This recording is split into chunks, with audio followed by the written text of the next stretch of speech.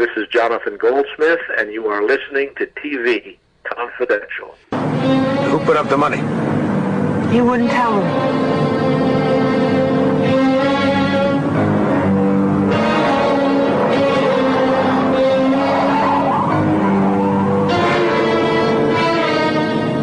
Stay too close. I seem to keep getting you involved in all this. No, I keep getting me involved. Those dues you think you owe me, Jean, they've been paid. You know what, Richard? I don't think it's really dues. Not anymore.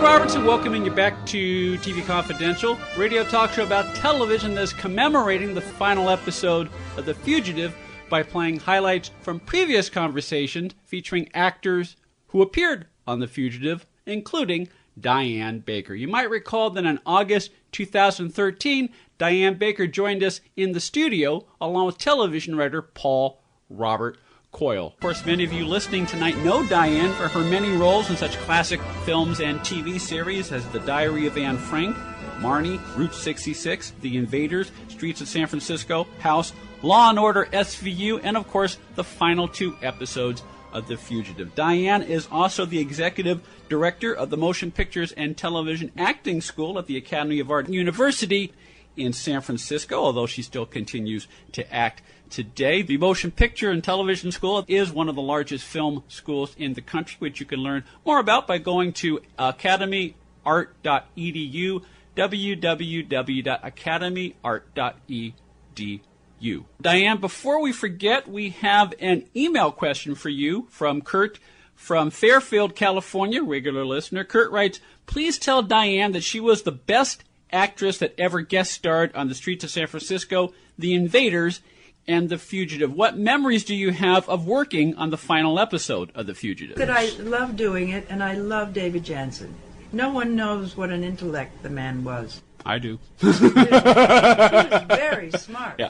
Ed wrote the book on The Fugitive. Well, he was very, very a wise guy. Not wise guy, but wise. Very smart. Smart. But, I mean, you came in at the tail end, obviously, the very last concluding 2-parter. And you did The Invaders pilot just about the same time. I don't know which you shot first. I don't remember either. Right. That was the time you were doing a lot of QM shows like the FBI and so forth. And Joe Sargent, as I say, directed you and the FBI first. Did you see how wonderful that you had heads of the companies? Yeah, exactly. Saw the value they had their of repertory company. They had the actors that they loved and the writers and directors. Yeah. It was fantastic. And they could use people over and over again, where you did multiple episodes of a show here, 3 FBIs, one with Robert Duvall. Right.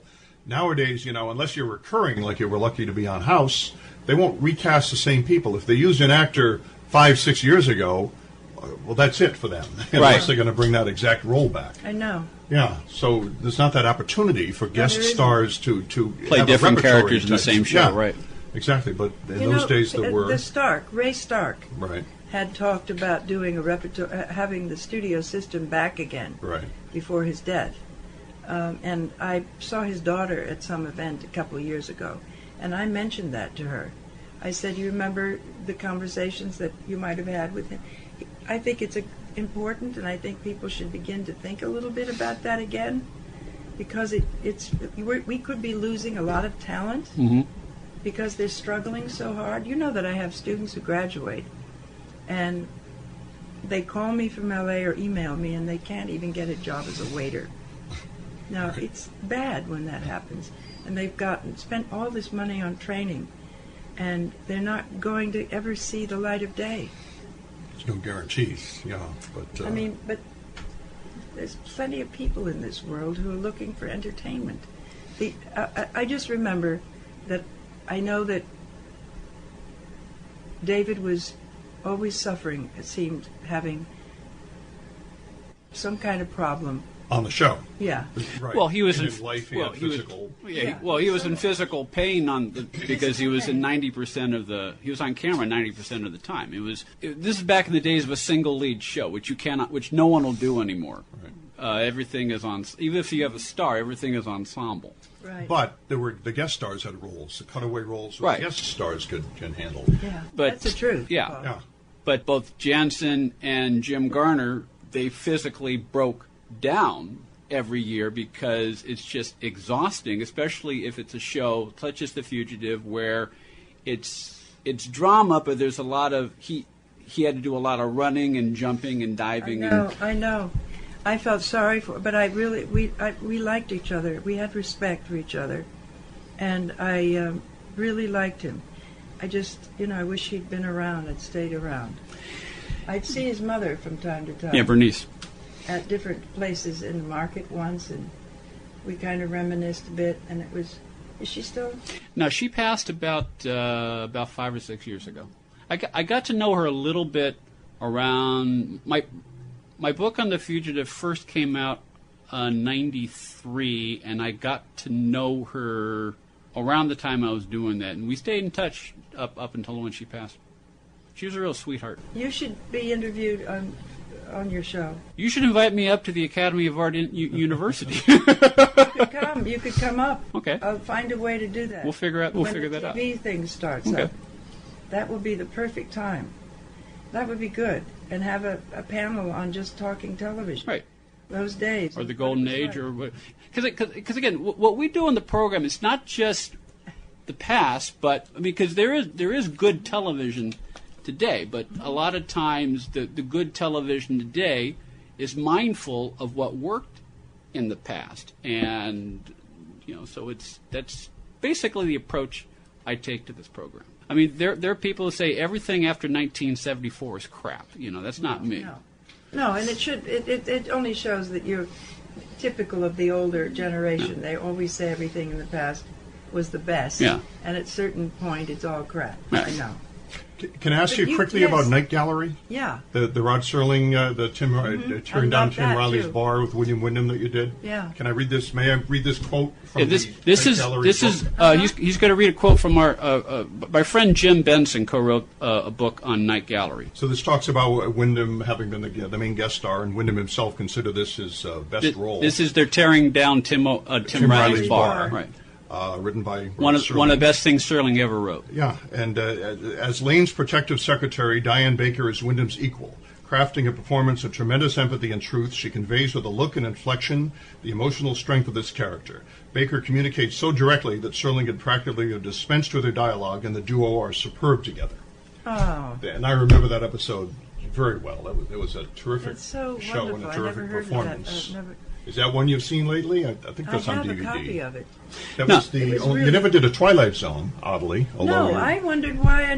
But you missed out on that. But you got to do a Serling script. I know. Finally, all worth it, all of it. Diane Baker is the executive director of the School of Motion Pictures and Television at the Academy of Art University in San Francisco, one of the largest film schools in the world, which you can learn more about by going to academyart.edu. Stay with us, folks. We'll be right back. One more item. If you're starting a company, particularly one that is in an emerging market, you know that averting any sort of legal dispute is crucial to your business plan. Our friends at Tectonic Law offer an array of services that can help you avoid and preempt future litigation while also developing and protecting your intellectual property and intangible assets. Tectonic Law serves the needs of a host of emerging industries throughout California and beyond, including industrial designers, beverage makers, artists, farmers, retail stores, health practitioners, wellness experts, cosmetics manufacturers, nonprofit organizations, innovators in sustainable practices, and libraries. Go to tectoniclaw.com to learn more about how Tectonic Law can help your business thrive. tectoniclaw.com. Rock solid representation for groundbreaking industries. This portion of TV Confidential is brought to us by our friends at Front Porch Realty, the community of realtors in the Northern Bay area of California that is committed to finding the solution that is best for their clients. Whether you're a first-time home buyer or looking to sell or lease your property in Northern California, call Karen Strain at 415-886-7411 or visit frontporchrealtygroup.com for more information on how they can help you. Ed Robertson thanking you for listening to the TV Confidential podcast. If you like what you hear, please hit the subscribe button so that you won't miss our next episode. Hi, this is Lawrence Fleckenbill. You are listening to TV Confidential. What's the name of that man you say you're looking for? Soltic, Gus Soltic. Gus Soltic. Soltic? Oh, you mean the mold man. Works down in them steam tunnels under Central Park. That sucker is crazy. I couldn't see. What kind of guy was to grab your kid? A color guy? A white guy. Figures. Must be a pervert, a white guy.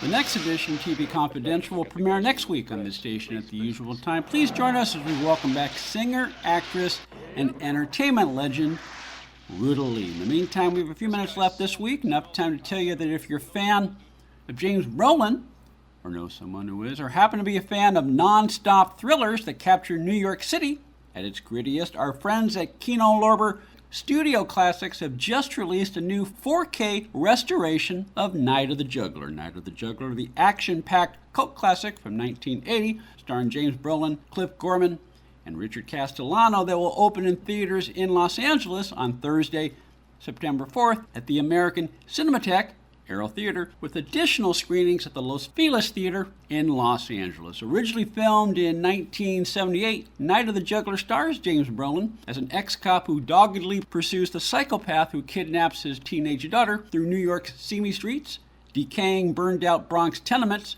and the grimy subterranean corridors beneath the city itself. A few years removed from his breakout role as Dr. Stephen Kiley on Marcus Welby, MD, at the time he made Night of the Juggler, James Brolin found it easy to relate to the character he played in the movie. As Brolin explained in a press interview at the time when the movie's original release, the man he plays in Night of the Juggler expresses the primitive instinct of parent for child. He is an average, decent guy who explodes when his daughter is threatened and who will stop at nothing to find her and get her back. If you're listening to us in Los Angeles, James Brolin is scheduled to appear at the opening night screening Thursday, September 4th at the American Cinematheque Aero Theater. He will take part in a Q&A session immediately after the screening. A thrilling example of no-holds-barred, pure adrenaline-fueled filmmaking, Night of the Juggler opens in theaters in Los Angeles Thursday, September 4th at the American Cinematheque Aero Theater, with additional screenings scheduled at the Los Feliz Theater in Los Angeles. James Brolin scheduled to appear at the Aero Thursday, September 4th for a post-screening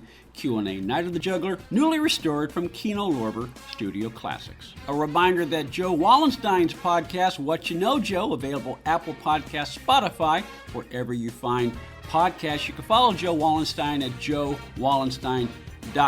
While Stand Your Ground, One Man's Self-Defense Nightmare by Barry Todd, available Amazon.com, BarnesandNoble.com, StandYourGroundBook.com. For more about Defense Resources Foundation, the nonprofit organization founded by Barry Todd to make sure that other people receive a fair chance in the justice system. For more on Defense Resources Foundation, DefenseResourcesFoundation.org.